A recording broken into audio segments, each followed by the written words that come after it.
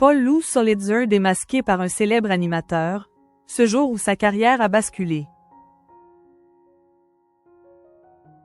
Auteur de plusieurs best-sellers, Paul Lou Solitzer avait été accusé par Bernard Pivot de ne pas écrire ses livres lui-même. L'homme d'affaires, décédé le 6 février dernier, a toujours nié les faits. Si Paul Lou Solitzer avait dû faire face à des ennuis judiciaires à cause de son activité d'homme d'affaires, sa vie d'écrivain a aussi été accent aigu branlée par un scandale. Auteur de plusieurs best-sellers de romans d'un nouveau genre, le western financier, il entre en contact avec les éditions Noël, qui éditent ses 3 premiers succès à la fin des années 1970. Une collaboration aurait alors débuté avec Lou Durand, journaliste et écrivain, rappelle Le Monde.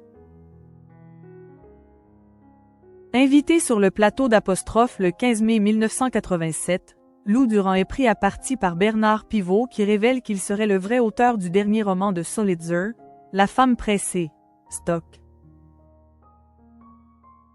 Je vous demande pardon, excusez-moi Bernard Pivot, je n'ai jamais écrit le texte de ce livre, s'est défendu Lou Durand, face à un Bernard Pivot, souriant, convaincu par ce qu'il avance. En 2017, Paul Lou Solitzer, qui a rendu son dernier souffle à l'île Maurice le 6 février dernier, s'est expliqué sur ce scandale, niant toujours les faits. Mes livres, c'est moi. J'ai, par contre, fait appel à des collaborateurs pour me documenter. Le reste, ce n'est qu'une polémique de l'establishment parisien orchestrée par des ayatollahs culturels comme Pivot.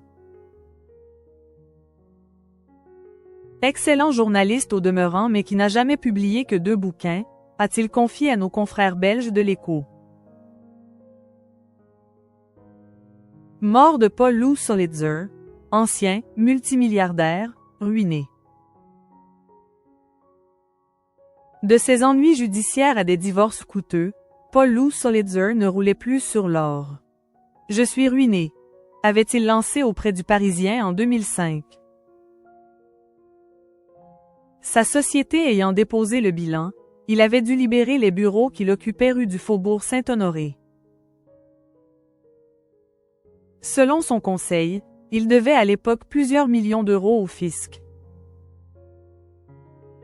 L'ancien homme d'affaires avait révélé qu'il ne touchait que 1 200 € de retraite par mois lors de son passage dans l'émission de Jordan Deluxe sur C8 en 2023.